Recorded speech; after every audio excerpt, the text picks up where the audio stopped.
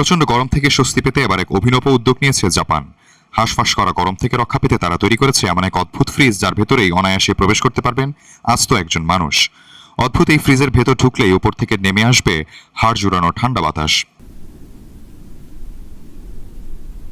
সাধারণ অবস্থায় এর তাপমাত্রা থাকে 15 ডিগ্রি সেলসিয়াস, তবে ভেতরে মানুষ প্রবেশ করলেই তা নেমে আসে 5 ডিগ্রি সেলসিয়াসে। মাত্র 5 মিনিটের মধ্যে শরীর ঠান্ডা হতে শুরু করে এবং 10 মিনিটে দূর করে সব ক্লান্তি। তবে অতিরিক্ত ঠান্ডার ঝুঁকি এড়াতে 20 মিনিট পর এটি স্বয়ংক্রিয়ভাবে বন্ধ হয়ে যায়। জাপানের দুটি বিখ্যাত প্রতিষ্ঠানের এই বিশেষ তৈরি হওয়া ফ্রিজের নাম দেওয়া হয়েছে দোহিএমেন বক্স। মূলত কারখানা, অফিস এবং কড়া রোদে কাজ করা শ্রমিকদের কথা মাথায় রেখেই এটি তৈরি করা হয়েছে। ব্রিটিশ গণমাধ্যম দ্য গার্ডিয়ানের তথ্য অনুযায়ী প্রযুক্তিটি অত্যন্ত পরিবেশ বান্ধব। সাধারণ এসি বা এয়ার কন্ডিশনের তুলনায় এতে বিদ্যুৎ খরচ হয় প্রায় অর্ধেক।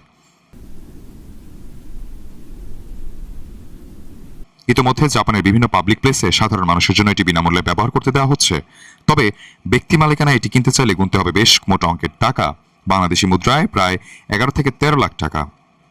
জাপানের এই নতুন উদ্ভাবন নিয়ে বর্তমানে সোশ্যাল মিডিয়ায় চলছে তুমুল আলোচনা।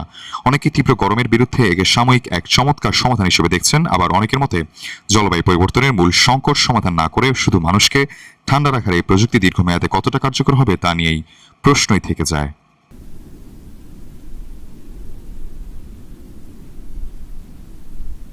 সাইফুল ইসলাম, ডেস্ক রিপোর্ট, দেশ বুলেটিন।